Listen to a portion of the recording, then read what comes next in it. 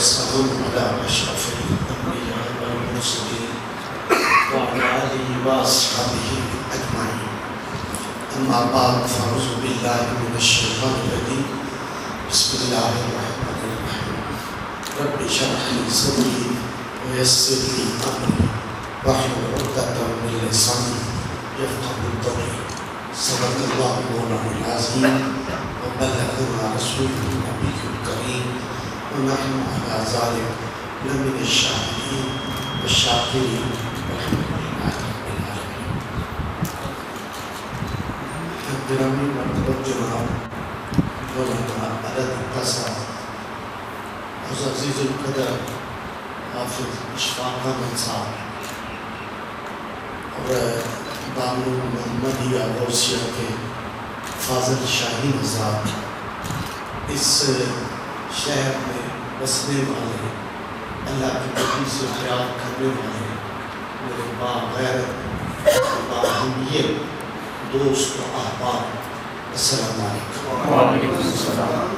حضرات محترم، میں سب سے پہلے تو آپ سب کی محبتوں کا شکر گزار ہوں کہ آج پاکستان کا ماحول بلکہ ساری دنیا کا ماحول اس لائق نہیں ہے کہ ہم اس میں اس طرح کے اجتماعات کر سکیں۔ وبا ہے، تکلیف ہے، پریشانی ہے، اور اس کا اسی انداز میں ہمیں اس کے ساتھ معاملہ کرنا چاہیے جس طرح اس وبا کے ماہرین کہتے ہیں۔ اس لیے قطع نظر اس بات پہ کہ یہ کیا ہے کیا نہیں ہے، جو اس کے ماہر ہیں وہ یہ جو کہتے ہیں ہم اسے مانتے ہیں۔ ہماری دعا ہے اللہ تعالیٰ اس امتحان کو مختصر کرے اور زندگی اپنے عملی راستوں کے اوپر چل رہی ہے۔ تو میں اس ماحول میں آپ عزیزوں کا میرے جیسے چھوٹے آدمی کے لیے اس محبت کا اظہار کرنا، میں اس کے لیے شکر گزار ہوں۔ دوست سے کہہ رہے تھے کہ محترم طارق صاحب، محترم عارف صاحب، اللہ نے ان کو توفیق دی اور انہوں نے یہ ایک دنیا کھڑی کر دی۔ حضور محمد رحمۃ اللہ علیہ ارشاد فرماتے تھے کہ اللہ سارے جہان کا پالنے والا ہے، اللہ کریم ہر چیز کا خالق ہے، ہر چیز کا مالک ہے۔ وہ ہر ایک کو دیتا ہے، جو اس کا ہے اسے بھی دیتا ہے، جو اس کا نہیں ہے مخالف ہے اس کو بھی دیتا ہے، جو اپنے ہیں ان کو بھی رزق کی تقسیم کرتا ہے، جو اپنے نہیں ہیں ان کو بھی دیتا ہے۔ لیکن آپ فرماتے ہیں اللہ کریم دیتا سب کو ہے، لیتا سب سے نہیں۔ اللہ کریم لیتا صرف ان سے ہے جن کے رزق کو وہ پاک سمجھتا ہے اور جن بندوں کو وہ اپنا خاص سمجھتا ہے۔ طارق صاحب اور عارف صاحب، یہ اس کی عطا ہے کہ جس نے بڑی حویلیوں والے، بڑے کاروباروں والے، بڑے پیسوں والوں کو نہیں چھوڑ دیا اور آپ جیسے لوگوں کو اس نے اپنے دین کے لیے پسند کیا۔ اس پہ میں آپ کو مبارکباد پیش کرتا ہوں۔ حضرات محترم، یہ دارالعلوم، یہ ادارہ، میں حضور محمد کی بات کرتا ہوں۔ آپ ارشاد فرماتے تھے کسی علاقے میں بھی، آپ کو پتہ ہے کہ آج سے کچھ عرصہ پہلے لوگوں میں یہ ایک روایت تھا، ایک ان کا احساس تھا کہ وہ لوگ حضور نبی رحمت صلی اللہ علیہ وسلم کی آل کے کوئی افراد ان کو ملتے نا تو وہ ان سے ریکویسٹ کرتے کہ آؤ ہمارے شہر میں آباد ہو جاؤ تاکہ تمہاری برکت سے اللہ ہمیں ہمیشہ مالا مال فرماتا رہے۔ ہمارے پاس دارالعلوم محمدیہ غوثیہ میں ایک وکیل شاہ صاحب تھے، وہ ہمارے دارالعلوم میں انگریزی پڑھاتے تھے۔ تو ایک اس دور دراز کے علاقوں کے لوگ آئے تھے، انہوں نے حضور محمد رحمۃ اللہ علیہ کی خدمت میں عرض کیا تھا کہ بہت ساری بستیاں ہیں جہاں سادات پاک کا قیام ہوا، ان کے بزرگ آئے، لیکن ہماری بستی ایسی ہے جس میں کوئی سید زادہ نہیں ہے، کوئی آل پاک رسول میں سے نہیں ہے. آپ مہربانی کر کے ان شاہ صاحب کو حکم کریں کہ وہ ہمارے پاس آتے رہیں. تو پھر امت ہمیشہ دارالعلوم کی تعلیم، دارالعلوم کے طلبہ کا مفاد اس کو افضلیت دیتے تھے. لیکن جب انہوں نے آپ کی یہ التجا کی تو آپ نے ان شاہ صاحب کو ان کے ساتھ کر دیا. میں آپ بھی فرماتے تھے، آپ فرماتے تھے کہ جس بھی بستی میں کوئی ایک اللہ کا نیک بندہ بستا ہے، جس بستی میں کوئی ایک دین کا مرکز غالب ہے، تو وہ بندہ نیک بندہ اور وہ ادارہ اس بستی کے مجموعی گناہوں کا کفارہ کرتا ہے. خوشی پہ آپ لوگ کہ اللہ کریم نے ایسا ادارہ جس میں رات کو بھی قرآن، سحری کو بھی قرآن، شام کو بھی قرآن، جس کا آغاز بھی قرآن سے، جس کا اختتام بھی قرآن سے ہو، اس سے بڑے اور اعزاز کی کیا. اس پہ اللہ آپ کو یہ عزت ہمیشہ نصیب رکھے.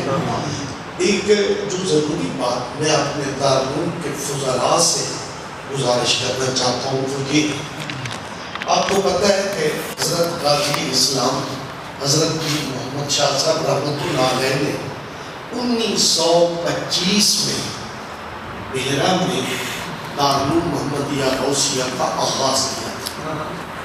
اس وقت حالات کیا تھے؟ انگریزوں کی حکومت تھی اور بر صغیر ہند و پاک پورے کا پورا ان کی غلامی میں تھا.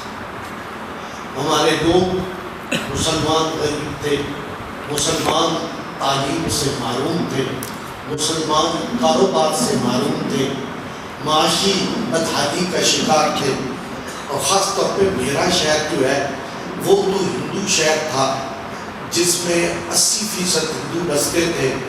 وہاں کے مالدار لوگ ہندو تھے، وہاں کے بزنس مین ہندو تھے، وہاں کے تعلیم یافتہ لوگ ہندو تھے، وہاں کی تجارت سے قابض ہندو تھے.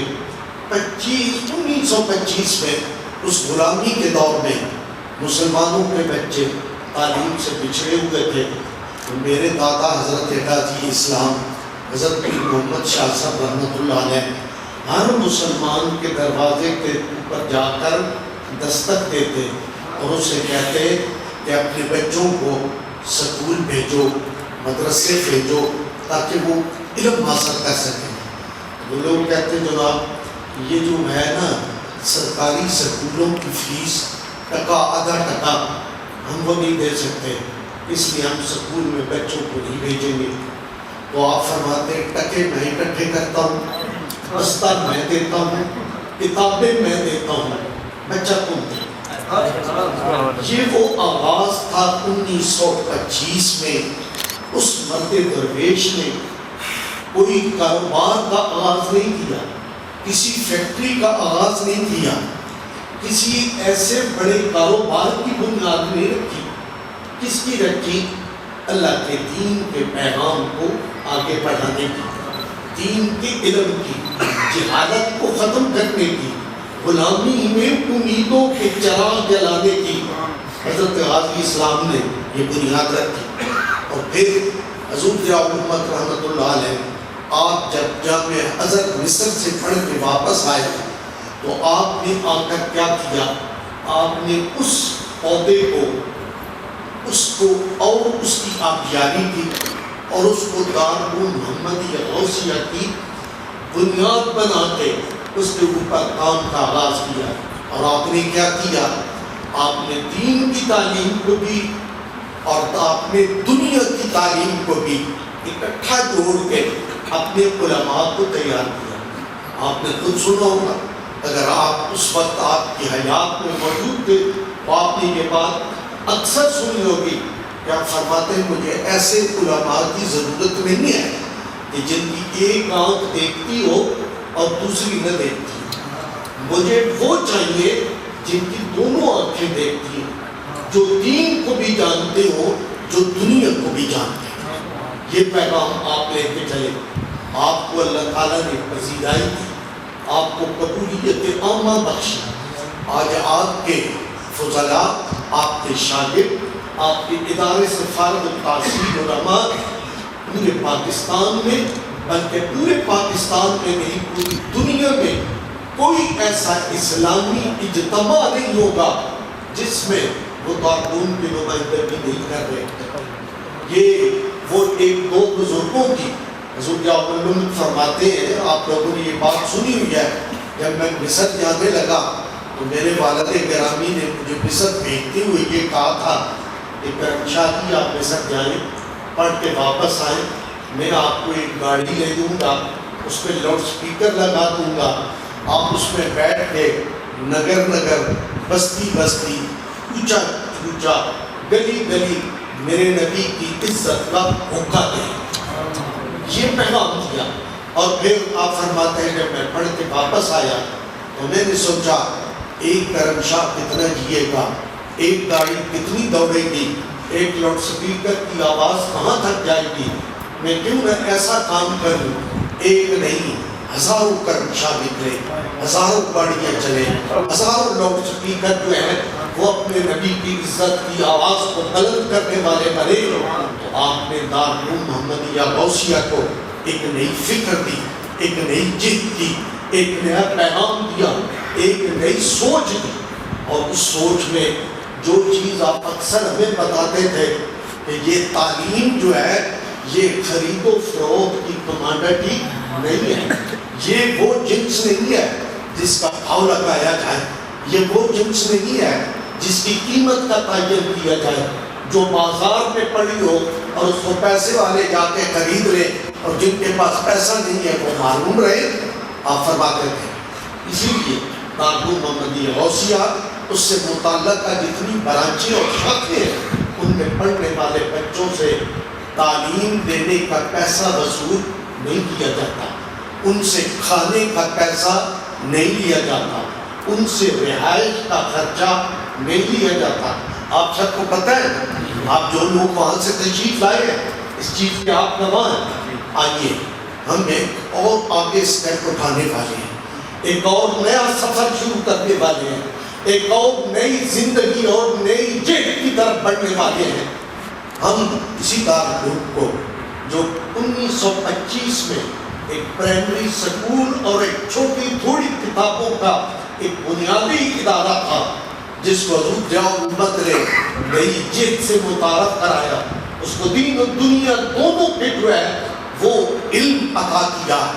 آج وہی ادارہ تقریباً 100 سال پورا کرنے میں 5 سال رہ گئے ہیں اور 2025 میں یہ پوری صدی گزر جائے گی جس میں 3 نسلیں جو ہیں وہ اپنی جوانیاں، اپنے بڑھاپے، اپنی ذہانتیں، اپنا علم، اپنا سب کچھ قربان کر چکے ہوں گے.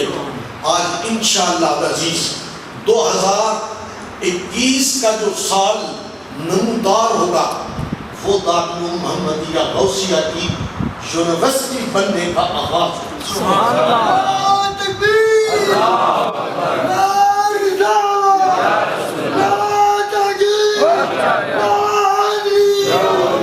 آپ کہیں گے یونیورسٹیاں تو چپے چپے پہ جن کو چلانے والی حکومت ہے، جن کو سرپرستی کرنے والے بے شمار محکمے پرائیویٹ سیکٹر میں چلتی ہیں، جن کو چلانے والے مالدار لوگ ہیں، وہ فلاں ہیں فلاں ہیں فلاں، یہ ساری چیزیں ہیں.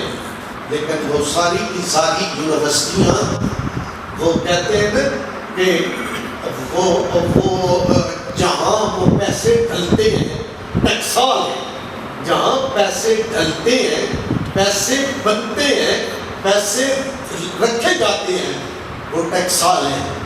یہ جو دارالعلوم محمدیہ غوثیہ الکرم یونیورسٹی میں بدل رہا ہے یہ ٹکسال نہیں ہے، یہ اسی جذبے کی خیرات ہے کہ علم بکنے کی چیز نہیں ہے، علم بکنے کی چیز نہیں ہے، علم خرید و فروخت کی جنس نہیں ہے.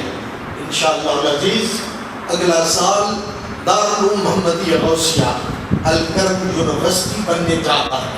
ہم اس کے تمام مراحل آہستہ آہستہ آہستہ طے کر کے قومی اسمبلی میں ہمارا بل پہنچ گیا ہے، وہ کل کے ہفتے میں پیش ہو یا اس سے اگلے ہفتے میں پیش ہو، یہی فاصلہ رہ گیا ہے۔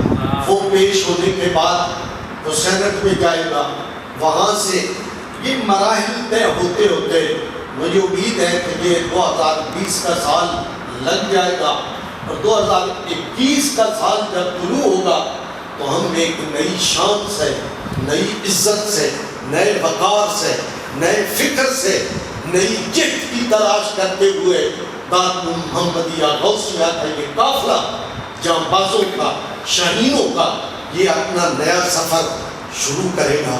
اس لیے میری پہلی درخواست یہ ہے کہ آپ دعا کریں، اللہ کریم ہمیں ہمت دے اور قبولیت عطا فرمائے۔ آپ دعا کریں اہل سنت کی جو کمزوریاں اور کمیاں ہیں ان کو پورا کرنے کی اللہ اس ادارے کو توفیق دے۔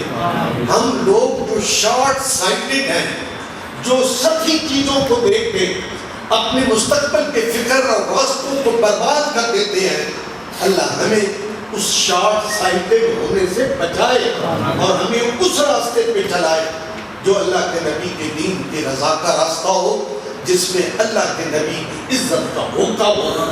آج اس جگہ پہ اس حویلیاں کے شہر میں یہ خیر کا پیغام میں اپنی غنیمت سمجھتا ہوں، اس موقع کو میں آپ تک بھی یہ پیغام پہنچا رہا ہوں۔ ہم اسی جذبے سے جس سے دارالعلوم کام کرتا رہا، جس سے حضرت غازی اسلام کے دور میں آغاز ہوا، ہم توقع کرتے ہیں کہ اللہ تعالیٰ اسی جذبے سے ہمیں آگے بڑھنے کی توفیق عطا فرمائے۔